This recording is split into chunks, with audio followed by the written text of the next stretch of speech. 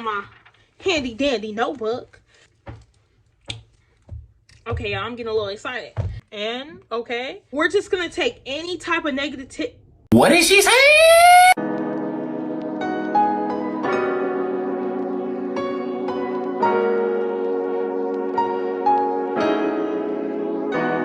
Hey guys, welcome to or back to my channel. As you can see from the title of my video, today I'll be reading my Stanford admissions file. I was a little skeptical about making this video only because I wanted it to be inspirational to people who have similar circumstances as me, and I didn't want it to come off as like bragging or anything. So I just want to put that out there. Whatever I say is just I'm reading my admissions file. Yeah, so it's nothing really in a bragging sense. I just want it to be helpful and a resource to other people that's applying to Stanford. I also want to say before we get started that this isn't one of them, oh, well, you got in because of this and other people wouldn't get in because of that. When I pay my bills are paid. Yeah. We're just gonna get all that negativity that some people are ready to do, and we're just gonna cast it over there, okay? Because this is a positive video for everybody. I hope it's helpful. So I really hope you guys enjoy. Make sure you like, subscribe, and comment down below what you want to see in the future, and let's get started. Okay, y'all, I'm getting a little excited. So let's start off. I got my handy dandy notebook. So let's start off with the little template where it talks about just the background, school, rank, that type of thing. I don't really have to get into it because I already talked about it in my last video. Make sure you watch how I think I got into Stanford before watching this. It talks about my extracurriculars and background and all of that. So yeah, I'm just gonna skip over that. Just like my last video, this video I will not be telling you my test scores, only because I feel no purpose, and I know a lot of people have negative intentions about SAT scores. I'll tell you this though, it was way under the usual average of what Stanford accepts, and it's also under a 1300. I'll just say that it wasn't a good score at all. I mean, it's no excuse. I don't really care. I mean, that's past me now. But yeah, I'll just let you know that my test scores was low. So I want to go in with the first ranking was test rigor, test RTG, and I did get a 6. Stanford ranks everything from 1 to 6, 1 being the best, 6 being the worst. And for my testing, I did get a 6. The first thing I'll go into is my interview. I was given the opportunity to have an interview in person back in November. I'm pretty sure it was November or late October. But I had an interview with alumni, and basically we sat down. We had like a casual conversation, but also, you know, they asked questions about like my life story, school, like what's my inspiration, those type of things. I think I want to have a video on that coming soon, but so I'll go over some of my rankings. The first one is my intellectual vitality. I got a 2. Then I have depth and commitment. I got a 2. And then for character and self-presentation, I got a 1. And once again, you rank from 1 to 6. So now just some of the interview comments. She talks about my personal statement. She talks about how she's enjoyed it. She said I was still grieving. Basically, I had went through a few things before going into high school where I had lost a loved one. And it was just really hard from that transition from middle school to high school with also carrying that grief. So I wasn't placed in honors at first, and then I was able to move into honors based off my grades. So my interviewer also lists how like I'm a leader slash activist in my community, because for a good time in our interview we talked about what I was doing in the community, like some of the community engagements I was doing through my extracurricular activities. So yeah, we also talk about some of the summer programs I did over the years. Like one was the Mars Generation Scholarship, where I was able to go to space camp for the summer. I think it was just a week. And then that summer leading up to senior year, I was a part of this program at UIC, University of Illinois at Chicago, called the Chance Program, and it was a STEM camp. And then basically they talk about my family, and then they say perfect match for Stanford. Yeah, but that was pretty much all my interviewer had to say. They were really nice. Like, the conversation was so casual and it was just so regular. Like, basically we just talked and it was pretty cool. Like, I loved it. And yeah, so now we can move on to Reader 1. So first I'll go over my rankings for Reader 1. For HSR, which is high school rigor, I got a 2. For SUP, which is support, I got a 3. For extracurricular, I got a 2. And then for SPIV, which is intellectual vitality, I got a 2. And then R1 eval was 2-. So here's some of the reader comments. The first thing they said was POE is resilient, and POE means person of evaluation. They also write down my RIC, which is ranking class, is 1 of 428 at the time. The reader says they're wild at how I've overcame obstacles in my life, and absolutely one to consider. And that was all of the things that Reader 1 had to say. Basically, they was just saying like other things about like my Common App, all that.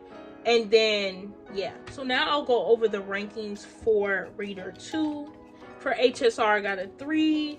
SUP, I got a 3. EC, I got a 2. And then SPIV, I got a 3. And then my Reader 2 eval was a 2-. Recommendation, admit, exclamation point. Then here are some of the comments. They said POE shines in many ways, person of evaluation again. They talk about how I have non-cogs galore, such as positive self-concept, dedication to education, ability to identify a strong support, community engagement, understands and handles the system. I'm pretty sure they're talking about the school system I was in. And then they say she has it, exclamation mark. And they talk about my high school, how it's majority African American. They do bring up my SAT scores because, like I said, it was pretty low. But once again, they bring up how it's above average at my school, and then above average nationally. And then they talk about how I have a Gen 1 experience. They say that my personal essay is beautiful. They agree with Reader 1. FP, I get a 2. I don't know what FP means. They also talk about my writing and how it could have been a little deeper. They say my intellectual vitality is there and bubbling, many non-cogs. And then they're sending a note to the third reader. Although testing is soft, it's above average. Do you see enough IV? So that's what Reader 2 had to say. Finally was Reader 3. Reader 3 says, I am completely in awe. So to address Reader 2, what they said about my SAT scores, they said that racial disparity in testing is proven and will address other things instead. Then they talk about my IV and depth are evident, and they can show this by what my interview had said. Now I can go over to the reader comments. For more context about how she's experienced more trauma than people who've experienced their whole life, they basically addressed that because of my personal essay. They say, like, I was going to high school in one of the dangerous cities in Illinois. They talk about my summer programs, like the space camp and stuff. They say so many non-cogs, such as ability to identify support network. They talk about the Black Lives Matter movement, women's equality, etc. Those type of things that I was talking about in some of my supplements. They said that demonstrated community engagement, impacting change in dangerous cities such as where I lived. They also bring up some of the things I said in my supplements, such as code switching. I talked about that as one of my topics because it does affect me heavily, and I've probably been code switching all my life. Like, it affects me every day. So yeah, I'm pretty sure they brought up code switching because they liked what I had to say about that. And then they finished off by saying home run for Stanford. That's pretty much it about my admissions file. Now I kind of want to talk about like why I did my admissions file reading. I wanted to see why Stanford chose me. Like, everybody wants to see why you were picked to go to such a great school. And Stanford was really like my only choice. It was like my dream school. I didn't want to go anywhere else. So I kind of put all my eggs in one basket by making sure like I started my essays, my supplements all the way back in like the summer before senior year. And then I literally didn't turn those supplements in till like 3 days before the Common App was due for early restrictive action. And I want to say this because like I put a lot into those, so I wanted to see what they had to say about them. I've never been a writer, but I basically put my whole life into my personal statement, and I do want to make a video on it, but it takes a lot to talk about it, and I don't know, I just want this channel to be like a safe space and not something that makes you feel like you got in off of something else, when obviously that's not the case, as you can see from the admissions file.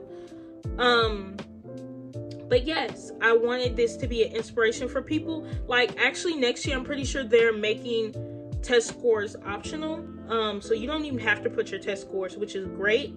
I wish they had that my year too, so I wouldn't have to see that 6. Child. Anyway, so like, yeah, my test scores were horrible.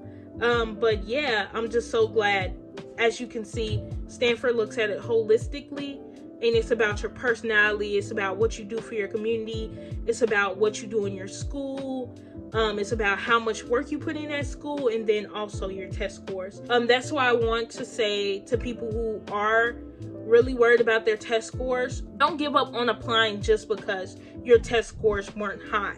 Like, literally, an application is an application. You can apply and you don't know what can happen. Like, and they look at it holistically. So just don't count yourself out, because it may not matter at all to them. And as you can see, like, as times is changing and with COVID, who cares about testing? And okay, that's pretty much everything I have to say based off that. I really hope you guys enjoyed this video, and I really hope it can be an inspiration to anybody who's worried about that type of thing, and just to apply. Like, you never know. So yeah, make sure you guys like, subscribe, and again, comment down below what you want to see in my next video, and I will do it. But yeah, I really hope you guys enjoyed, and I'll talk to you later. Bye.